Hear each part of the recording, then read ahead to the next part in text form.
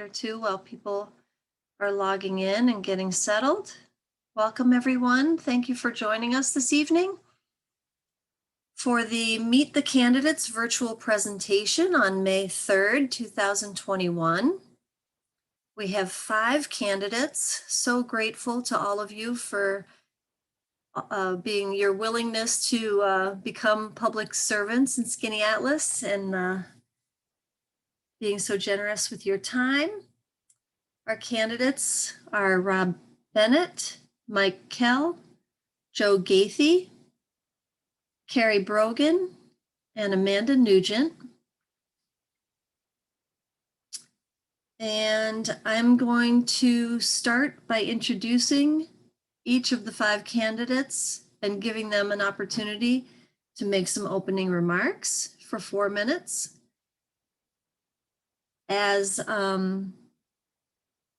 As they get close to the end of their time, I'll be watching the clock, and when they have 30 seconds left, I'm going to ring a little bell, and then they'll have 30 seconds to finish up. And I think without further ado, we will get started.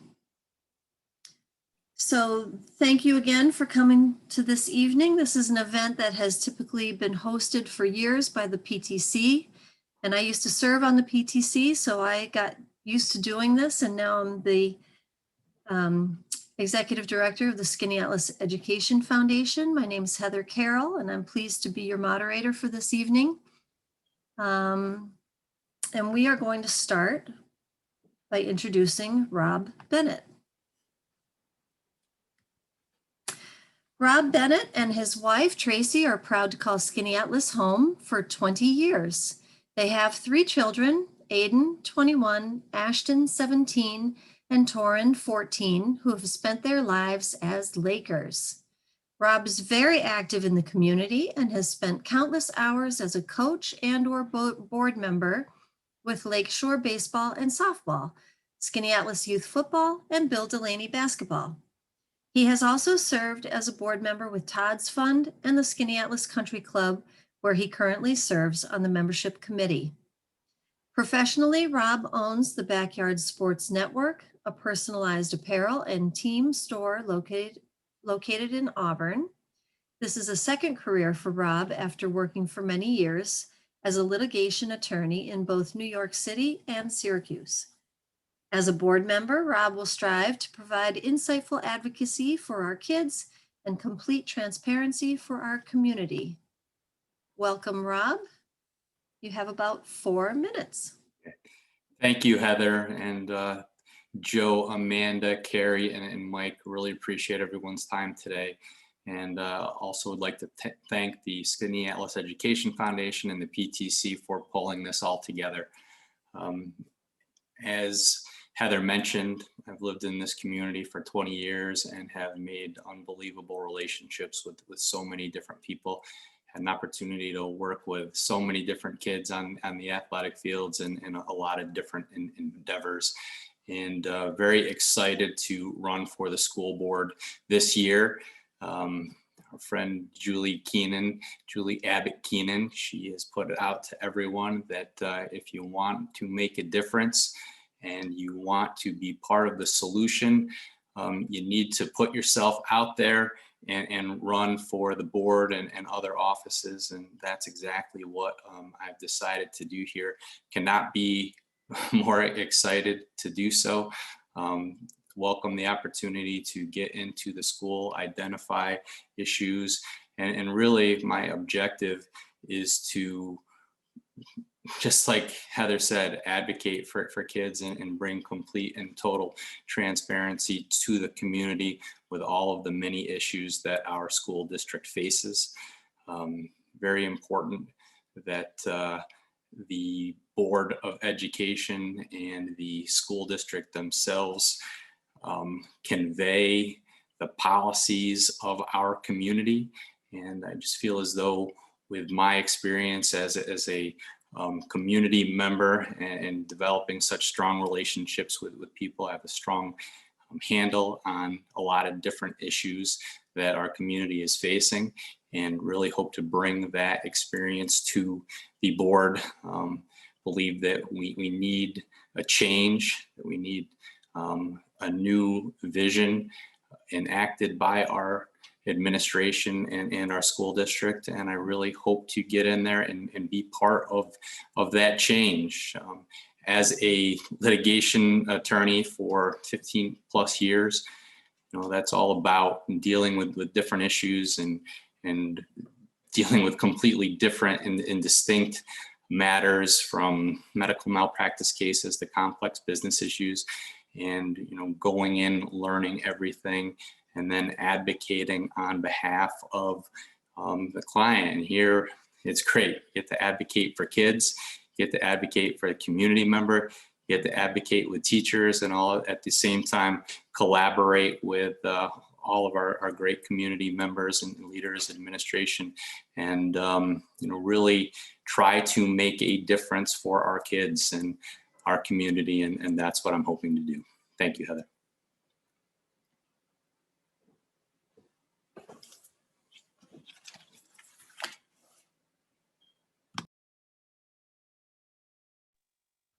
You're muted, Heather. Yeah. Had to happen once, right?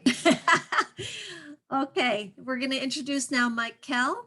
Mike has been an active volunteer in the community for over 12 years, including preschool initiatives, coaching numerous sports teams, raising awareness and financial support for cancer research, serving as vice president of the Lakeshore Little League Board, and is currently vice president of the Skaneateles Central School District Board of Education. He also proudly served on active duty in the United States Air Force, including 2 deployments in support of Operation Iraqi and Enduring Freedom. Mike and his wife Alicia have 4 young children in 3 of the 4 Skaneateles school buildings. Alana is in 6th grade, Cambria is in 3rd grade, and Theron is in kindergarten, and Clayton will be heading to preschool soon. Mike is a senior vice president at iCapital Network, where he leads a team of analysts in charge of the alternative investment data that powers a research and education platform.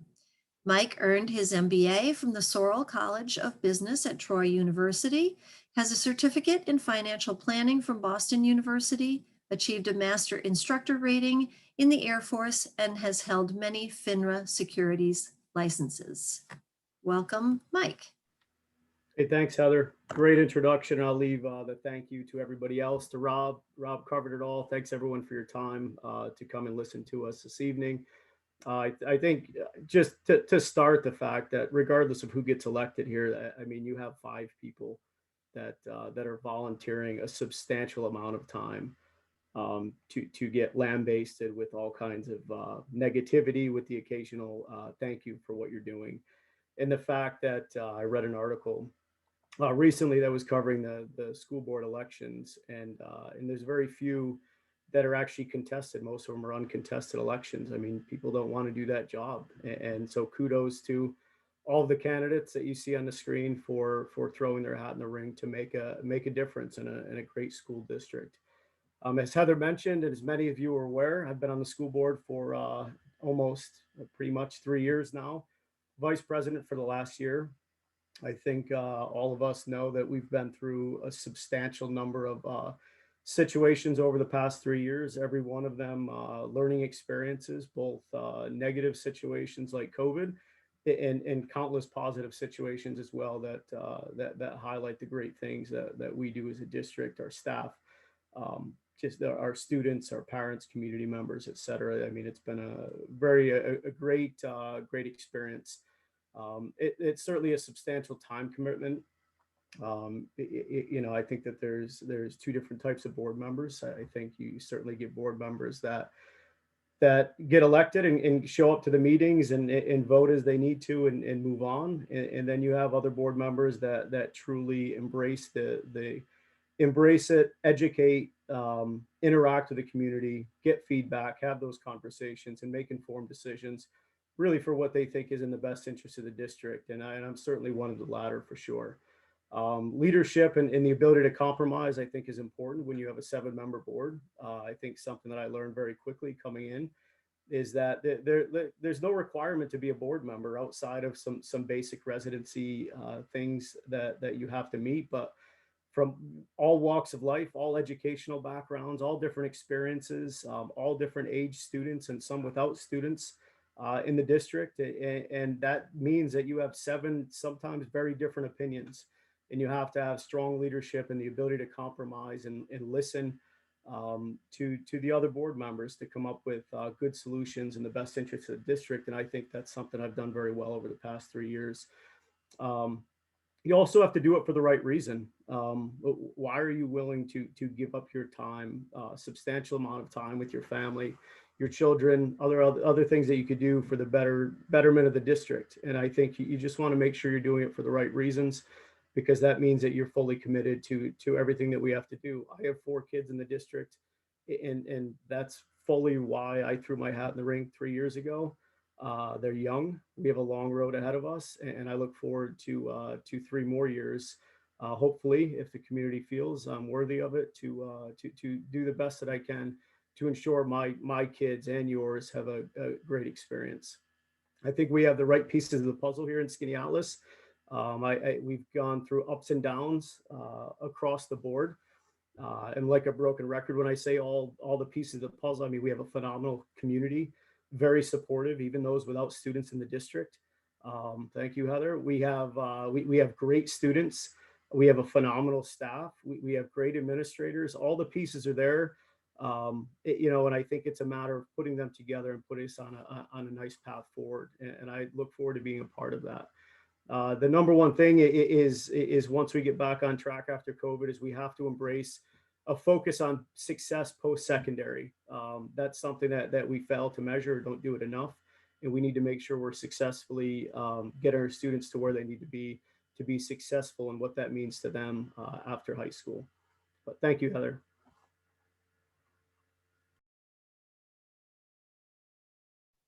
Okay. Next, we are introducing Joe Goethe.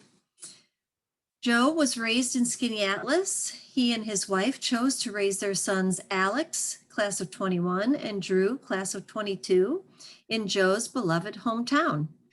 Joe is active in the community, volunteers in the youth sports organizations, and constantly strives to improve our community for the next generation. He is a founding partner at the Cameron Group and co-owner of Lake House Pub. Prior to starting his own company, Joe spent 10 years with the Pyramid Companies. His extensive business background and experience in working with municipal boards make him the ideal candidate to serve accountability, fiscal savvy, and leadership to our school board. Joe, up to you. Thanks, Heather. And thank you, everybody. And I'll echo Rob and Mike and thank the PTC and the SCF for putting this together and everybody who's tuning in. I do believe that you can't make a wrong choice on this in this situation. We have 5 members vying for 3 seats, and I greatly appreciate all the people who volunteer their time for what can be considered an unforgiving position. However, everyone is doing it for the right reasons, I believe. They're doing it to advance the education and wellness of our kids. And that's why I'm doing it. I was raised in Skaneateles. I do have my son Alex and Drew here. I have a business in this community. I've been in this community since I was 5 years old, and I hope to stay here for the foreseeable future. I'm running for all the members of the community because we are all stakeholders in the district. And aside from people who make up the community, I think the single biggest asset and most important asset is the school. So as an elected representative for the BOE, I will have a fiduciary responsibility to represent and ensure that our greatest asset thrives. And in order to thrive, our school must provide opportunities for the students to excel. And the board is only one factor in that, but the board is your voice. The board is the community's voice. The board is the elected officials for the community. So I am running for all the members of the community and stakeholders. I truly appreciate the efforts of the tireless efforts of the staff and the teachers in the Skaneateles School District. It is amazing to me what they had to endure this year and what they did.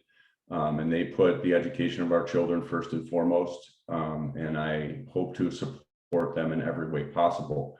My goal as a board member would be to help facilitate the resources that the teachers need to ensure the social emotional well-being of our students so they can achieve their academic goals.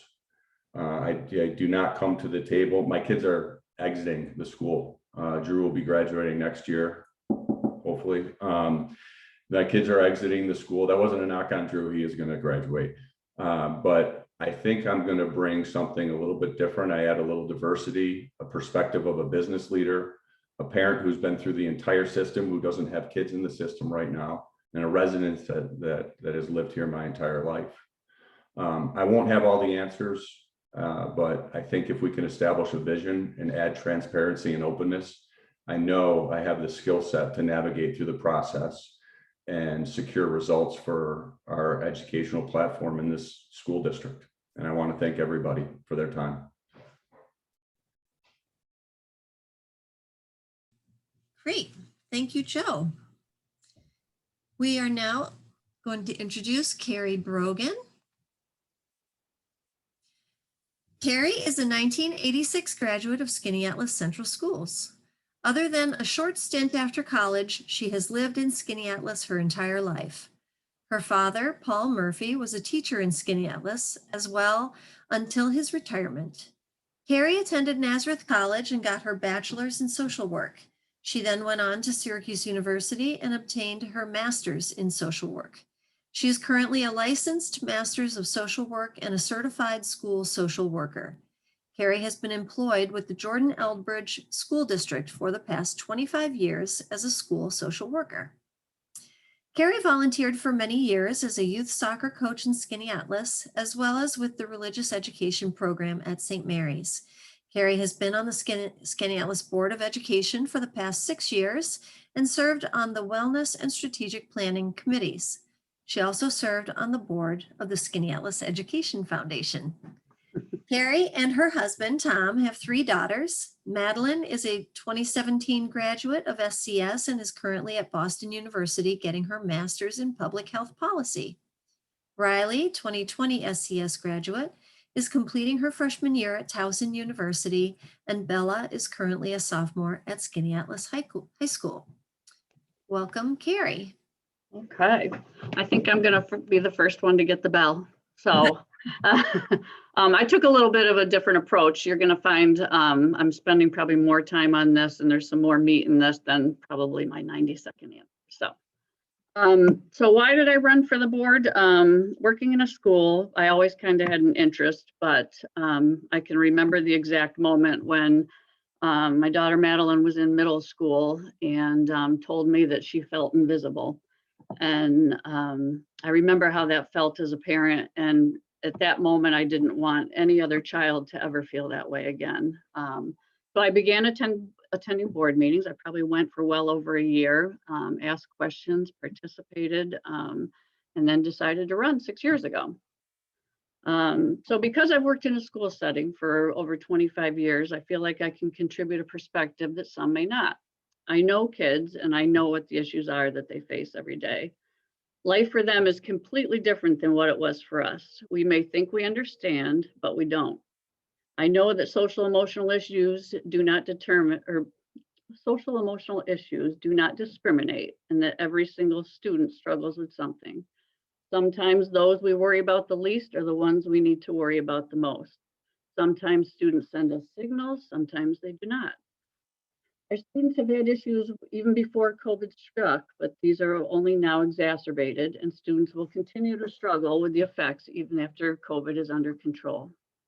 Life is about relationships.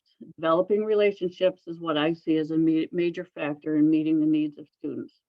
I often tell my students and my own children, it's not that they don't like you, they don't know you. As difficult as it is to understand, the only person the board oversees is the superintendent.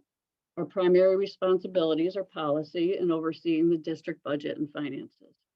With that being said, I know that we're the voice of the community, and I take that responsibility very seriously. I can remember not feeling as though I had a voice and how frustrating that felt. But I also realized that I did have a voice and simply had to reach out to teachers, to principals, to administrators, and sometimes even the superintendent. I pride myself on being able to have a conversation and not necessarily a confrontation. I also benefit from hearing others' perspectives and learn from everyone. I always try to see things from both sides, taking all that into consideration. I'm not a reading teacher. I don't feel it's appropriate for me to judge how they teach. I had to teach 8th grade math just last week, and I didn't have a clue. How I would ever determine whether a teacher is doing it correctly or not is beyond me. I have to trust our employees that they are making the decisions with students in mind. They are the professionals, they are trained, and they're educated in it. Can I express concern about how issues that impact students? Yes, and I always do. Sometimes advocating for kids is not always in my best interest or easy, but if it's in theirs, I will do it without hesitation, and I always have without question. I always say that I feel that I'm the voice for those that have none. Whether I agree or not, I will say something and have. The relationship of the Board of Education and the superintendent is one of checks and balances, mutual respect, and professionalism. We should want our superintendent to be successful. If the superintendent is successful, the district is successful. If the district is successful, our students are successful. It is not the role of the board to pick curriculum, hire or fire personnel, or have an active role in the daily operations of school. Do we bring concerns of the community and students to the attention of the superintendent? Yes, for sure. Do we advocate for programming that meets the current needs of students? Yes. Do we pick how the district will do that? No, because that's their area of expertise, not ours. Time, Kerry. Time altogether? Oh, That was okay. 4 minutes. I didn't hear the bell. All right. That's okay. Great. Yeah, Thank you so no much, problem. Kerry. And now we're introducing our 5th candidate, Amanda Nugent. Amanda is coming to this election as a parent, a teacher, and a community member. She has her Master of Science in Education in Curriculum and Instruction with a Bachelor of Science in Childhood Education. She has been a member of the Liverpool Central School District's team of teachers since 2010, having taught diverse classrooms in multiple grade levels. She is currently a 5th grade teacher in a co-taught classroom. Having grown up in Central New York, Amanda and her husband, Pat, have long been aware of the stellar reputation of a Skaneateles Laker education. Knowing how important a strong foundational education is, they moved to Skaneateles 6 years ago and are raising 3 little Lakers ages 9, 6, and 3. Their 2 oldest both attended Holy Trinity Preschool before moving on to Waterman, which is how Amanda got involved with the Holy Trinity Preschool Board of Directors. She has been the president of the Holy Trinity Preschool Board of Directors for 3 years and has enjoyed this as both a leadership opportunity as well as a way to stay closely connected to early education in our community. After volunteering in her son's kindergarten classroom, Amanda joined the elementary PTC as a way to stay involved with educational opportunities at the elementary level. She recently championed the Waterman and State Street Reading Challenge to help our students celebrate Read Across America Week and their love of reading. Amanda is looking to make a positive impact on our schools and represent our community as a member of a team of diverse leaders on the Board of Education. She is hoping to bring a unique perspective to the board as an involved parent, an educator in another district, and a member of our Skaneateles community. Welcome, Amanda. Thank you, Heather. And thank you to everyone for being here tonight. I know it's been said by everyone on this panel, so I echo their sentiments. I have been so pleasantly overwhelmed by our community's strong investment in this Board of Education election since, announcing that I was throwing my hat into the ring. And as a parent of young children and an educator myself, I live and breathe the world of education, from learning to read in phonemic awareness to reading comprehension, and from number sense and fact fluency to math application. Teaching young children is my life. I feel strongly that I have something to offer our school district in our community. From my perspective as a teacher in another district, right, wrong, or indifferent, we do things differently, and that can offer a different lens to decision making, as well as my experiences as a parent and raising 3 young kids in our community, and the leadership roles that I have been fortunate enough to take on. I feel compelled to advocate for our students and our families and to help where I am able. And that is what is bringing me here to this Board of Education election.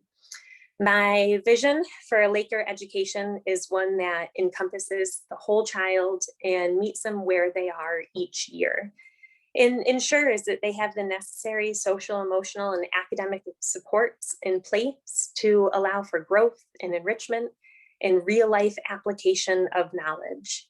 I would like to see our students measured on both achievement and growth, so that we can pinpoint these for any child at any given time and know these measures of success and how to help them move forward.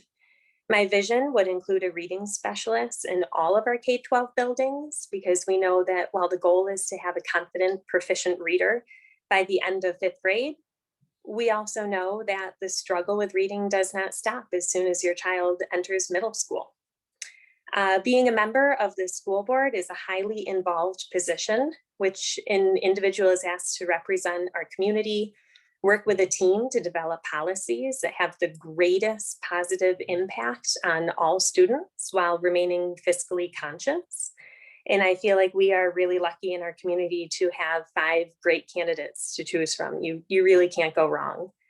I believe it's the board's role to work with our superintendent and our administrators and staff to ensure that our district is living within our mission and upholding our values through our daily actions. I mean, think every time your child, a child, your neighbor's child walks through our doors, we want the values of our district to feel tangible.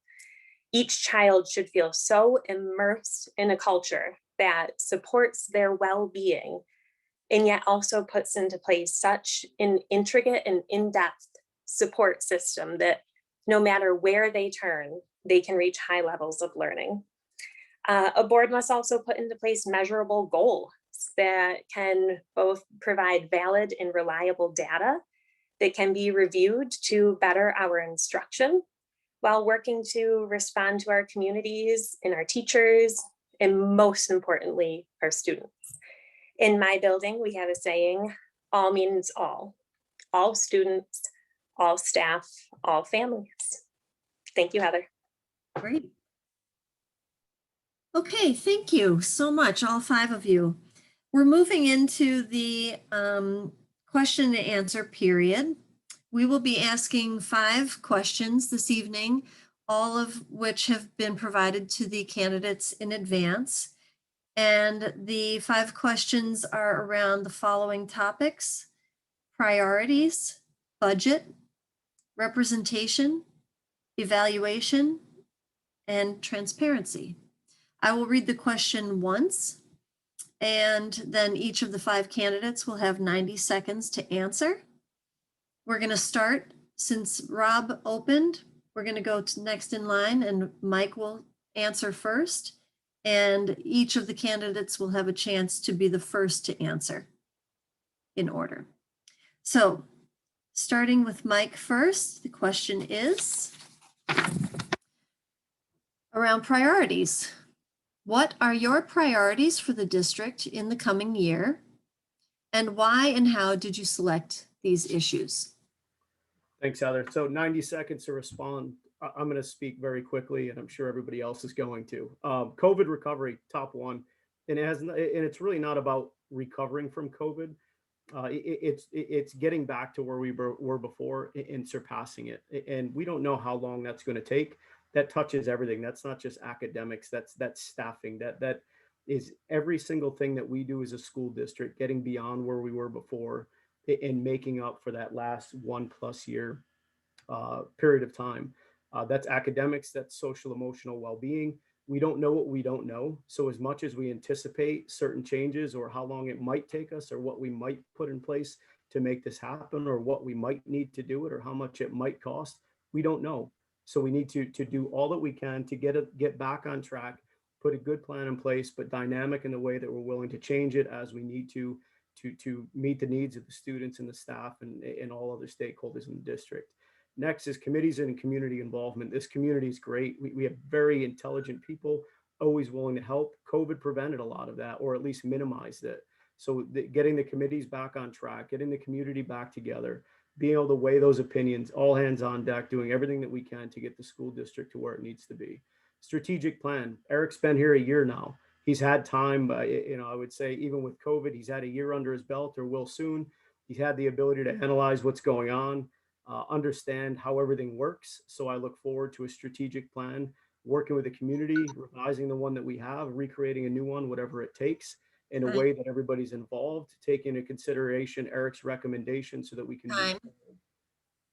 And I didn't get to the rest of it, but that's going to be par for the course in the rest of this very short debate conversation. Thank you. Great. Joe, we'd like to hear from you about your priorities. Thanks.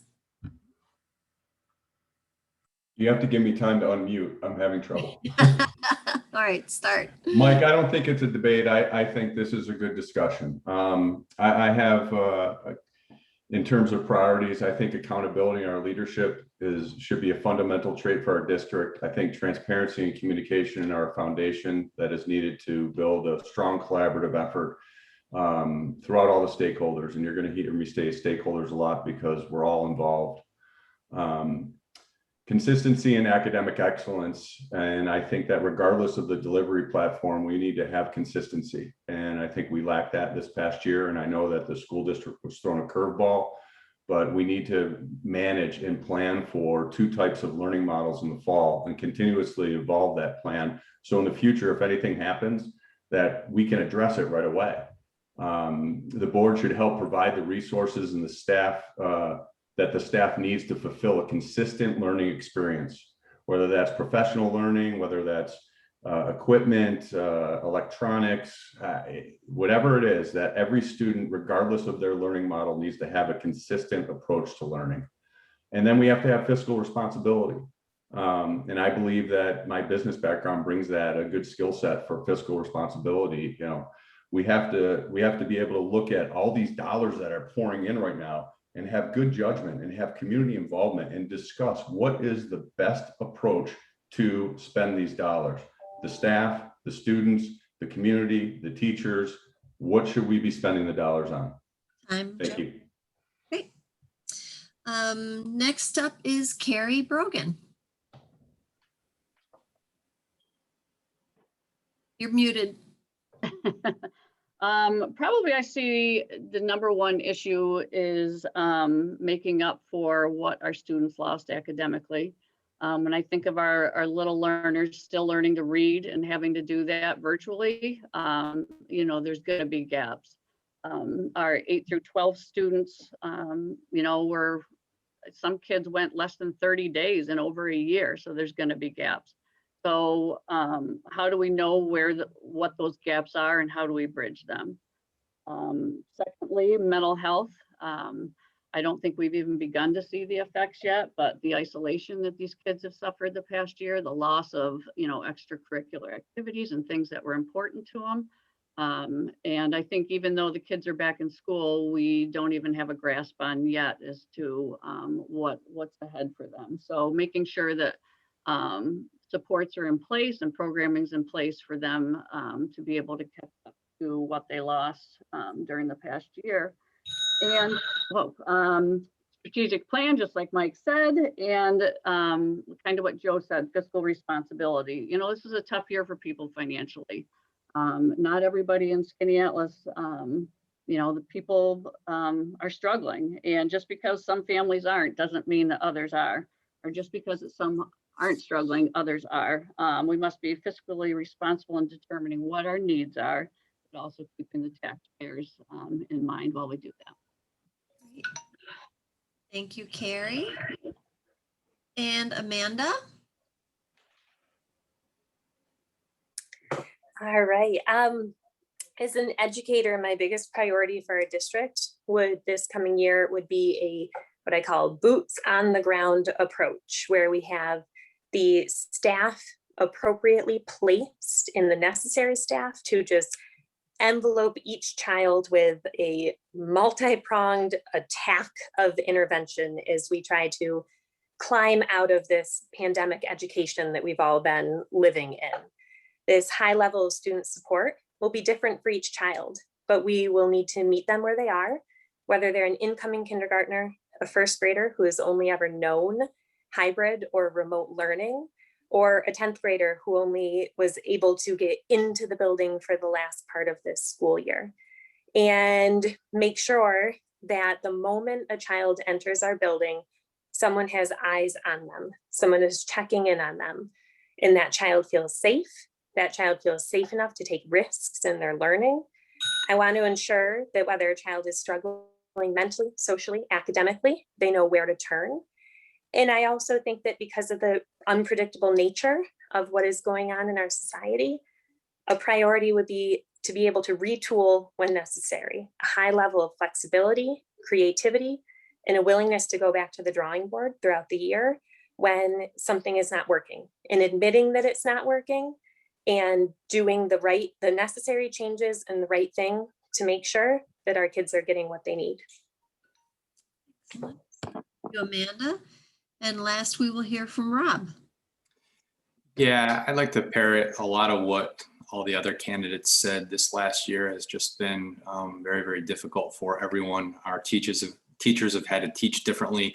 Our students have had to learn differently. And because of that, I think my number one priority would be to identify the loss of learning caused by COVID and everything that our kids have been through. Would really like to reach out to our just phenomenal first class teachers and kind of have them gauge where they think our kids are at compared to where they used to be, and really need to implement a plan to close that gap and see what we can do to get extra services and things in place to close the gap caused by, you know, what everyone has been throughout the course of the last year. Mental health is right on top of that, making sure that all of our kids have the support that they need, but not just the kids, but the teachers and administrators as well. This has been so hard for everyone. And you know, would love to see our school district get to the point where mental health issues just aren't reacted to, but if there's something that we can do to be proactive to try to get everyone, you know, in discussions and things like that to prevent some problems. I know that's a long range plan, but something that I think would be very helpful. And lastly, getting back to normal with activities and athletics, and doing an analysis of where we are and are we giving our student athletes and coaches and our kids what they need. Thank you. Thank you all. Our next question is about budget. And the first to answer this time around will be Joe. With constant changes and unknowns relative to state and federal funding for school districts, how do you intend to balance the needs of our taxpayers with the need for providing quality curriculum, instruction, and programming for our school children? There are times when my wife says that I don't have any understanding of budget, but I disagree with her. I do know the constraints of budget, and I think that balancing the needs of the taxpayers and the needs of the district, while it seems contradictory, it really isn't. As I stated in my opening remarks, the school district is the single biggest asset this town has, aside from the people in it. So I believe it's in the best interest to provide a strong education platform and so we can maintain home values, welcome new neighbors, entice businesses to live here. That's the reason, Amanda just said it, it's the reason people are moving to this community. A lot of people think it's the lake, but it's the community members who are in it, and it's the school that's part of it. And frankly, I think we have to really look at this school district and the budget. It doesn't mean there's an open checkbook for that. However, we have a lot of untapped resources in this community. We have Fortune 500 companies here. We have CEOs. We have a lot of untapped resources where we could get into business resources, community programs, job sharing, things that won't affect the budget. But the two aren't contradictory. You have to have a vibrant school in order to have a vibrant community. And I think most of the people in the community believe that. Great. Thank you. Carrie, on to you. All right. So I think the school has a pretty good history of being fiscally responsible. The community's trusted us in, I don't even know when a budget vote went down, but also our capital projects. We've asked a lot of them recently in the capital projects, and they've been overwhelmingly supported. But I think that's something that this current board and all boards take very seriously, is being fiscally responsible and realizing, that the taxpayers are behind it. So I think if you watch board meetings, that that I'm pretty vocal about expenditures. I nitpick over things that I don't think directly impact students. I think I do it nicely, but I can be very vocal about that. So just because I don't take it lightly, I know people struggle. I know, we often hear, well, I'm willing to pay more, but not everybody can pay more. And there's a big difference in that. And we're very lucky that we do have the support of the community, but there are people struggling, and we always have to keep that in mind. That was your 30-second bell. You still have 20 seconds if you want. Go ahead. Okay. Amanda. All right. I believe that, as Mike mentioned, the creation of the strategic plan is going to be absolutely critical, with community involvement and input to the future of our budget. It is likely that there's going to be less federal and state funding appropriated to public schools in the coming years. And as we try to climb out of this pandemic education that really caught everyone off guard, we'll need to have a long-term fiscal plan that balances the immediate needs with future expenditures that we have yet to necessarily identify. However, I will be honest, I come at this from the point of a teacher. So one way I know that we can save money is capitalizing on the natural and acquired talents of our existing staff, in utilizing staff to staff development and training, as well as looking creatively at the use of our facilities and grounds.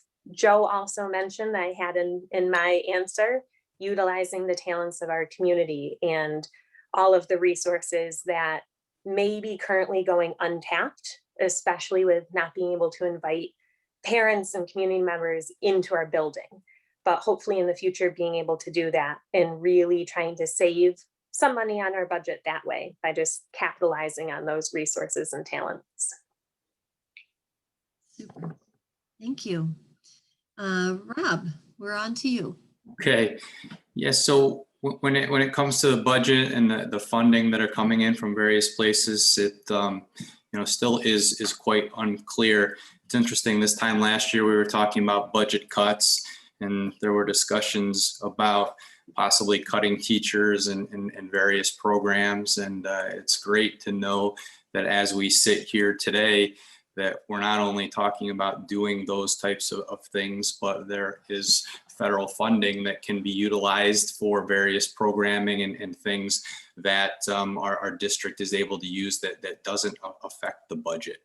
I want to parrot what Amanda said, and I think that when we do have those very, very difficult issues, we need to take a reasonableness approach when looking at where our money is going to go, and we have to make tough decisions as to what is going to suit the best needs of all of our kids and the entire district.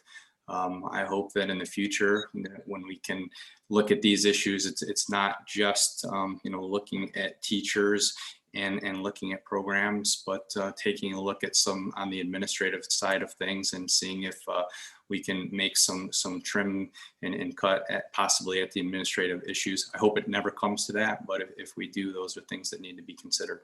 Thank you. Mm-hmm. All right. Mike, let's hear from you. Yeah, look, I've been since day one intimately involved in the ABF committee. Every meeting I've been there. I mean, we're very fortunate here. We're not reliant on state and federal funding. So to talk about cutting anything right now doesn't make any sense. Christine DeMass set us on a great trajectory as a business official, and we have reserve plans with targets and goals in mind for days like this. We have taxpayers that support the budget because we as long as you're able to communicate the value that you're providing, it makes sense. You throughout the budget process, we work with our great principals who work with the great staff to use a funnel approach to start with, hey, what are the nice to haves versus the need to haves, and using a cost benefit analysis to figure out what makes sense. And it's not because you have endless supply of money or endless demands. It's what's the most important approach to fund for the biggest bang for the buck. Forecast 5, those are things that we use as a district to plan long-term from a funding perspective, because this isn't the last time we're going to have something significant that impacts the budget. I mean, these are things that we have rainy day funds for. This is why we have reserve funding. We have a great SEF, and we have a wonderfully supportive community. To Joe and Rob and everybody else that mentioned the community, we have great resources. So we absolutely need to be fiscally responsible. I think we've always done that. We'll continue to do that, but we're extremely fortunate to have the community and financial support that we have to not have to talk about cutting positions when we need more resources. Thank you all. We're moving on to our third question, which is about representation, and Kerry Brogan will be the first to answer. As a school board member, do you see yourself primarily as a representative of the community or as a representative of the school system? Okay. Well, first and foremost, I think I'm a representative of students. I think they're our largest stakeholders, and it's amazing what they have to say and the opinions they have, and probably have a better perspective than any of us. This is probably an area that I've probably evolved in most. 6 years ago when I joined the board, I saw myself as primarily a representative of the community, but then realized that the success of the district is just as important. I feel like I represent the community well, everybody, but our children aren't going to be successful if the district isn't going to be successful.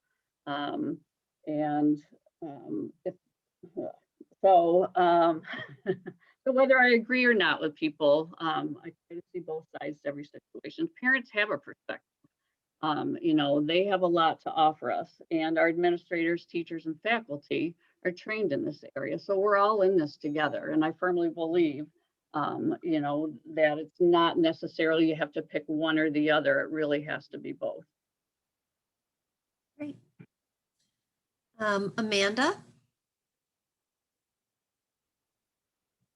Thank you. I agree with Kerry in that our children are our community. How can you separate those two?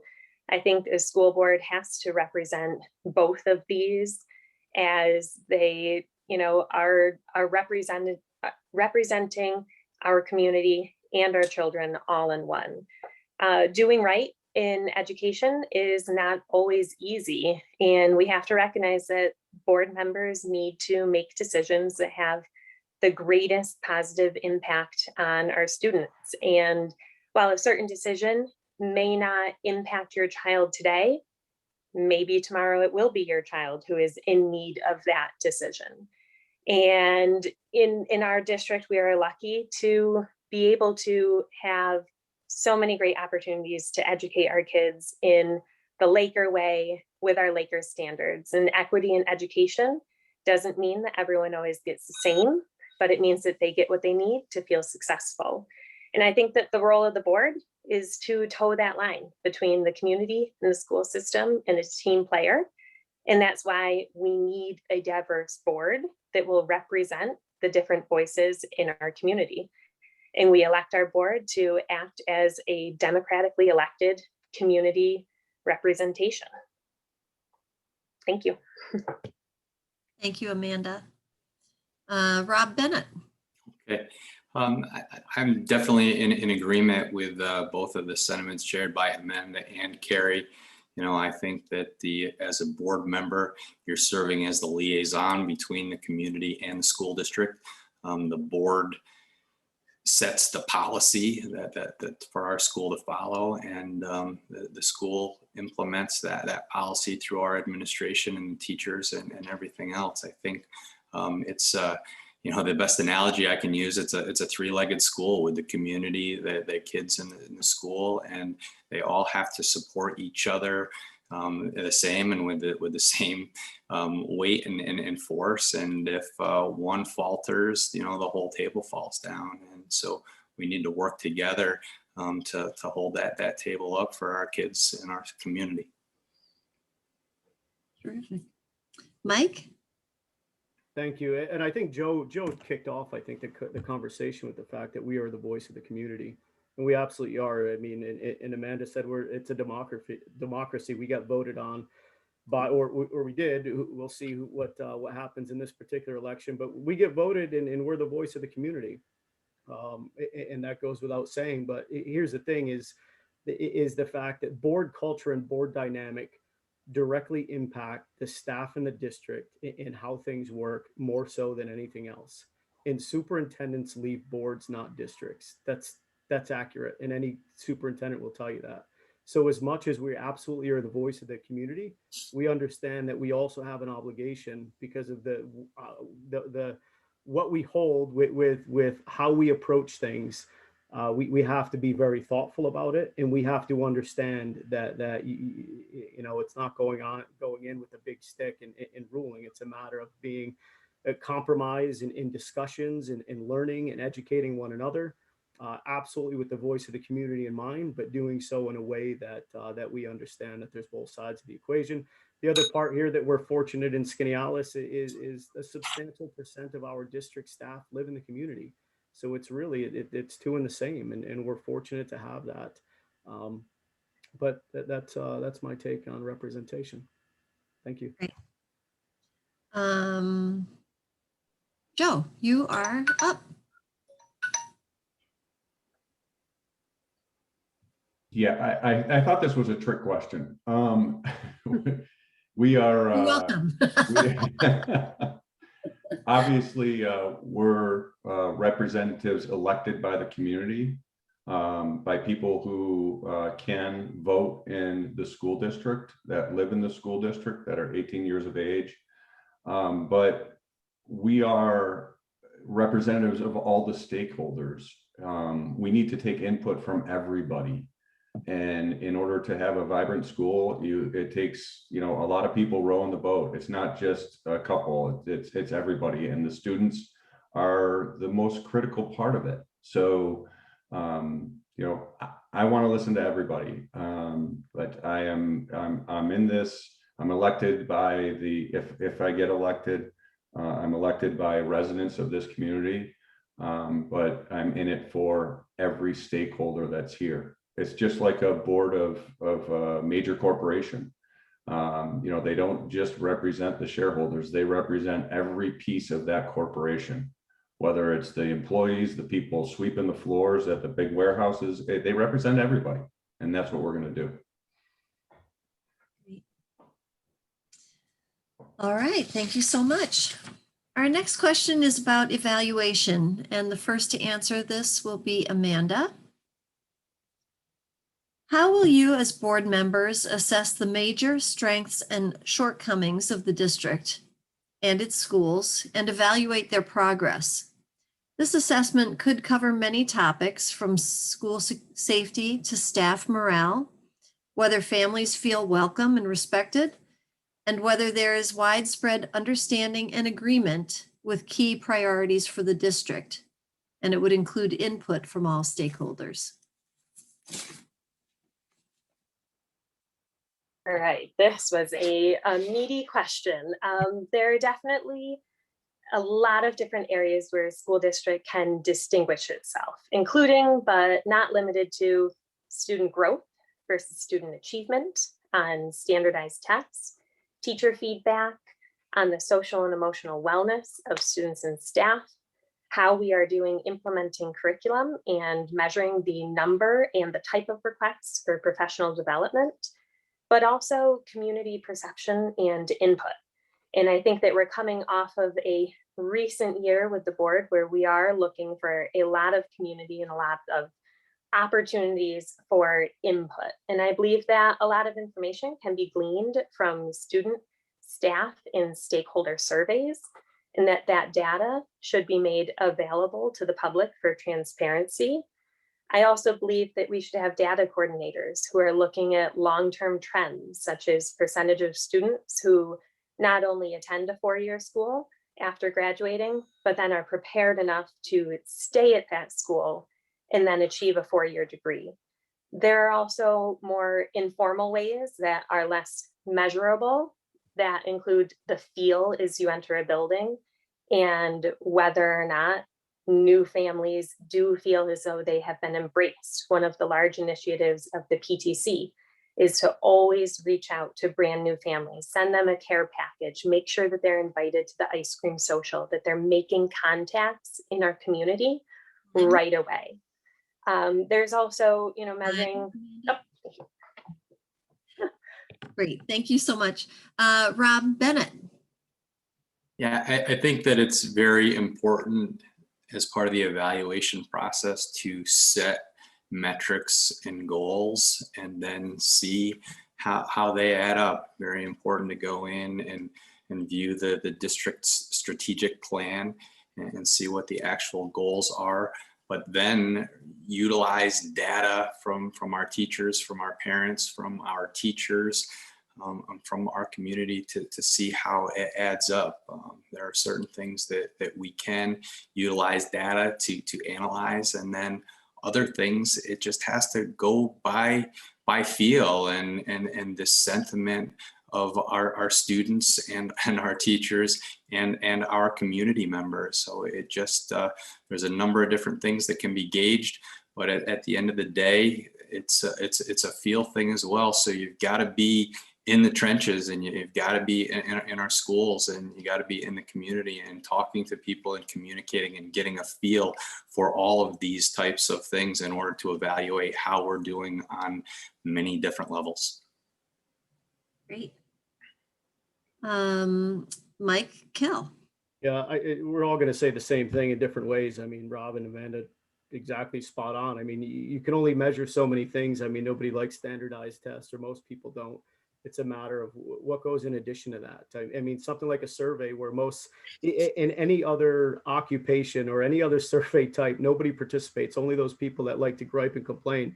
If you look at the surveys that we sent out during COVID, the two things, one is the response rate was incredible, over 90% response rate. What was even more important than that was the timeliness. I mean, within 48 hours, we get over 90% responsive in the community is exceptional. So we have to be able to leverage those. But to both points made, I mean, it's really a focus of having your ear in the community. I mean, as a board member, you should be out there. You should be having those phone calls. People email you, people call you, you're out at Tops, wherever it is. You have those conversations. I think it's important to understand that even those conversations that you're having sometimes are representative of a small percent of the community. So you have to take that into consideration. But at the same time, you have those conversations to understand what's being heard. You actively involve them in committees and things like that. That's another way in a wide range, not the same people all the time. Spread it out, get different voices, encouragement to engage with us, to provide feedback, to call the teachers, to call the administrators, to give that information back. And I'll circle back to what I opened with and what Amanda touched on, success of the post-secondary education. That's something nobody measures. We need to do a better job of it. We need to destigmatize BOCES and trade schools and all these other things that nobody else is leveraging, because a four-year university is not the solution for everybody, but we need to measure it to make sure. Great. Joe Goethe. I might be a little bit divergent than everybody else, and I echo a lot of what people are saying, especially we need to establish some metrics.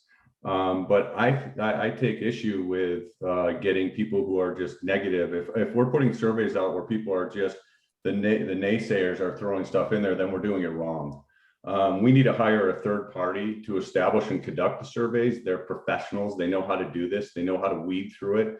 If we establish mission and vision and goals and have a clear path and have a clear message for that, then I think that that everybody will have a response on those surveys that are results oriented, that we can use to analyze where we need to go. And then if we put together well-balanced committees that can be formed and enhance the strengths, and more importantly, determine a course of action on the weaknesses and the shortcomings, that's the way you're going to do it. That's the way you're going to get it done. You know, we've had a lot of surveys and nothing has been made public. And I think that needs to happen. And I'll make one other comment. Someone said that the only person that the board member talks to or sees is the superintendent. Get in and talk to people. We need to talk to people besides just the superintendent. We need to talk to people. We need to communicate with people and everybody. Thank you. Sorry, I went over. You didn't. The bell is 30 seconds left. Kerry, let's hear from you. Okay. So I think it starts with trust too. I mean, I think, you know, we have to trust our administrators. We have to trust our teachers. We have to trust that people have our children's best interests in mind. But on the same token, they have to trust that we know our children, that we love our children, and that we want the very best for them. But we have to keep in mind that the district represents all children. So it isn't just about our child. So there are obviously measurable tools that will evaluate academic success and weaknesses. Our curriculum coordinators, our instructional specialists, our teachers, our student-based teams, they do a good job of that. Mental health is a whole lot more, is much more difficult to measure. Are there tools? Yes. But in my opinion, you have to look at attendance, you have to look at grades, you have to look at, you know, the student that isn't eating lunch in the cafeteria. Many ways that you can, like you said, not measurable, but eyes and ears are the best way that you're going to be able to do it. But nothing is going to ensure our student safety more than having a relationship with a student, creating trust, and having difficult conversations. So one of the things the current board has really fostered is a philosophy of failing forward. We often tell the principals, you know, a lot of times at meetings, all we hear is the good. And we often say, you know, what are you struggling with already? Okay. Thank you, Kerry. We're going to move to our final question, and this will be answered first by Rob, and it's regarding transparency. How would you propose publicly sharing these results with community stakeholders, with families, students, graduates, community residents, faculty, and staff? Well, it's very interesting that this is the last question as part of a lot of discussions that I've had with community members. Transparency or an apparent lack of transparency is a major issue that we are facing in the Skaneateles School District. I do understand that there are rules and regulations that need to be followed, and what can be said and what can't be said in certain times. Sometimes I feel as though I've seen those being used as a shield for touchy situations and topics that some don't want to really dive into and get things out there. And I'll just leave it as, you know, I want to be part of the solution and hopefully make the board be more transparent, get more information out there, be more inclusive with community members as well as the teachers and everyone in between. There are just a lot of issues, and it's very, very difficult. And I have all the respect in the world for our current board and the administrators. I do think that we can do a better job with board meeting minutes and board meeting agendas and letting the public know the issues that we are dealing with on a regular basis. And I hope to get on the board and help with that. Thank you, Rob. Mike, Kell? Yeah, I think it's funny. I mean, transparency comes up every time there's election. It doesn't matter where it's at. It's like it's a conspiracy theory that's going on. all this exciting stuff behind the scenes on a school board. It's just not that exciting. There's certainly things that don't get spoken about in public because there's reasons for that, legal reasons. I think that the number one thing that I would say is stress communication. So I mean, the issue we have in society is we all turn on the television and listen to what we're fed, and then we take it as fact and spread it across everything else. Pick up the phone, come to the district, talk to the board members, talk to the superintendent, talk to the staff, the administrators, the teachers, et cetera. They're the single source of the information should be the district. And I don't know anybody in the district that wouldn't give you every bit of information that they're willing so that you feel comfortable and confident in that. I won't say that there's not things that you can do better with meeting minutes or anything else that's possible, but certainly I think we're happy to hear that and do the best that we can to improve. And anybody that's on the board going forward, I hope that does. I think a big thing that we have from a transparency perspective around communication of those taxpayers without students in the district, because of the fact that all of us get inundated with emails from every school building because we have students there. But as soon as you don't have students in there, you get off of the email distribution list. We worked with the library recently in order to get out to more. We look forward to doing more things like that to get the information out there to increase transparency as well, proactively and not just retroactively. Thank you. Mike. Joe?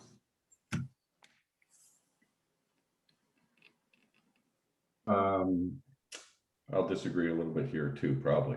I think transparency, as Rob stated, is a huge discussion point right now.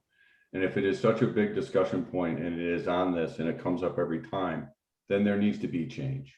And I understand that there's legal issues or there's whatever else there is that needs to be discussed in executive session, but there are decisions that are being made, which there doesn't appear to be much communication, as for example, the new administrative person who was just put on and is going to be voted on tomorrow, and the person has basically been hired.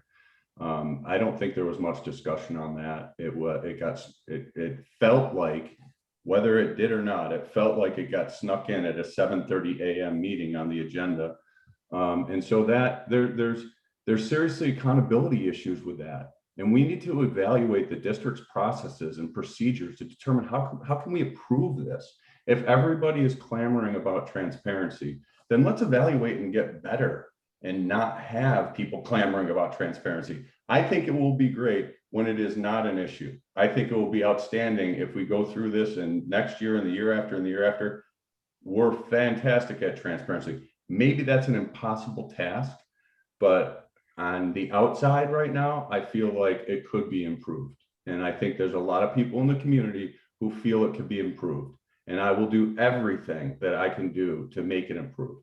We've had, the courts have said our process and procedures can be improved. Thank you. Kerry? Well, first and foremost, I can promise you that there is no behind the scenes dealings. I mean, the word transparency comes up with us. We're very aware of it. We try to make things, open to the public as much as we can. Is it frustrating as a public at times? I'm sure it is. I remember feeling that way, but we're not allowed to share certain things. And that's set up to protect students, to protect families, and to protect the district. But like I said, I can absolutely assure you that there is no covert behind the scenes discussion about how to keep things from people. Come to board meetings. Don't come when there's just a sports issue. We would love to see people for no reason. Just come and attend. Like I said, I went for over a year and just sat there. I had no agenda. I was just trying to learn. Come talk to people. Come talk to us. Sometimes don't go to the board, go to the teacher, go to the administrator, go to the superintendent. That's the proper chain of command. But above all, we would love to see you. We're all in this together. We're on the same team. We're not working against each other. And Mike said, I think one of my biggest concerns is the person who doesn't have a child in the district, and how do we reach out to them? Eric has had some coffees, attended Rotary meetings, getting out in the public. I know a previous superintendent used to go out to the hamlets and meet with people. That might be something that we can do. But, again, we're all in this together. We're on the same team. Thank you, Kerry. Amanda. Thank you. I believe that transparency is obviously key to the successful operation of any board. However, I also strongly believe that board members are elected with the very purpose of representing our whole community, with certain board members more strongly representing different groups of stakeholders. And this is why a diverse board is so key. I believe that when appropriate, the decision-making process should occur with a level of transparency of a regular board meeting, opportunity for community input, in revisiting topics before voting in resolution, the way it is done right now. I would love the idea of the superintendent budget talks to be a full year idea, not just, around the budget. And the shareholders, report card maybe more frequently sent out. However, as an educator and a parent, I also recognize that there's certain information that school personnel and board members are privy to that is deeply personal to school personnel or families that are sharing deeply personal experiences. And it's a direct need of individuals in our. This reason, I hope to build trust between the stakeholders in our district and the members of the board, so that everyone involved understands that the board is acting with integrity in the best interest of kids. Thank you, Amanda. Thank you, all of you. That concludes the question and answer period of our evening. And now each of the candidates will have 60 seconds to make some closing remarks, starting with Mike Kell.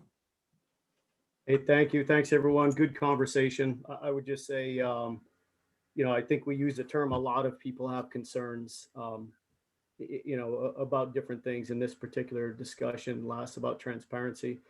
In 3 years I've been on the board, not that many people came forward about a lack of transparency. And we say a lot, we have to consider what's relevant. And those are important things to understand when you're one of 7 people on the board, is you have to define what is a lot of people, because the decisions you make every day impact everybody, every one of those students in every situation, not just a small percent. Even that small percent are important, but they're all important. Every decision has to be considered with the majority of all students in mind. And that's something, regardless of concerns that you have, you want to make sure that you have the factual information together to make those informed decisions. I've been on the board for the past 3 years. Everything is public information. You can see the statements that I've made. All the recordings are on there. I hope that you support me in this. But as Joe, Rob, and everybody else said, I think you have 5 great candidates that want nothing but the best interest in the district in mind. So thank you. Thank you, Mike. Joe, let's hear from you. Thank you, Heather. And I agree. I echo that, Mike. I think there are it's just impressive that people will put forth the time. And I think it's great that we have 5 candidates for 3 members. I believe that the school board needs to be responsive and receptive to parents, staff, students, and the community at large. Specifically, as Kerry and Mike had mentioned, there's people who don't have kids. I've talked to a lot of people who don't have kids in the district, and some of them are just, absent. They don't really know what's going on. And we have to have an open dialogue with everybody. The board needs to take input from all groups and weigh all facts while they're making decisions. A board, it's a trustee for the community. And the community elects him or her to be that trustee, puts trust in that person, and that person should be accessible and willing to collaborate with all of the community members. And unfortunately, I don't believe that we've had that opportunity here, because we've sent in lots of communication and correspondence, and maybe it's due to COVID, but we need to be able to talk to our board. Sorry. And thank you, everybody. I appreciate it. Thank you, Joe. Kerry. Okay. So you won't find me patting myself on the back for much, but one thing that I'm very confident of, and that I will say about myself, is that I'm good at my job. I know students. I have wonderful relationships with my students, and I hear all day long about what they're going through. So I I feel I understand what the kids in Skaneateles need, and I feel that I'm a strong advocate for them. I don't pretend to be perfect. I make mistakes, but my only agenda, my only intent is that every student at Skaneateles have a positive experience, that they get the education that they deserve, and that we equip them with the tools to be successful in life. You know, and I remain committed to that. So, thank you. I appreciate it. Thank you, Kerry. Amanda? Thank you. I'll start by just saying I know education, and I am proud to be raising Lakers, and I'm proud to be a member of a district, one of a select few that were able to get kids in school full time this year. So thank you to the board for your work in doing that. I strongly believe that all children and families should be heard and supported. I am an advocate for early intervention, reading specialists, related services, and academic support at all levels. I believe that social emotional wellness should be explicitly taught. I will encourage the board to work with our current administrators and staff, as well as encouraging and supporting robust professional development and lifelong learning. In having not known Kerry, Mike, Rob, or Joe prior to this election, I really think that our community is in good hands and our kids are in good hands. And I thank everyone for their time. Thank you so much, Amanda. And Rob Bennett, to you for the final word. Yeah, thank you again to the Skaneateles Education Foundation and the PTC for pulling this all together, and all of these great people on this call. And thank you everyone for listening. Such an important time for our kids in our school. 3 seats up, and you know, very important that everyone gets out and votes for the candidates of their choice. You know, my entire objective is to advocate for all kids in our community, and provide a voice for kids, parents, teachers, coaches, and the community at large. It's, you know, at the beginning of the school year, we did these face masks stronger together. And, you know, it's been tough for everyone. These are tough times, and, you know, things have gotten a little divisive, things have gotten heated. But, you know, we need to come together for what's best for our school district, for our kids, and our teachers. You know, my primary objective, Skaneateles is such a special place, and we have such great resources. And, you know, I get more excited about the possibility of sitting on the school board every day and making a difference. And I hope you give me the opportunity to do that. Thank you. Thank you to all of our candidates. It's been a great evening, and I appreciate all of the participants this evening. For those who know of others who would like to see a recording of this evening, it will be posted on the SEF YouTube channel by tomorrow morning. And thank you all for coming tonight, and thank you all 5 of you for your public service. Appreciate it. Thank you, Heather.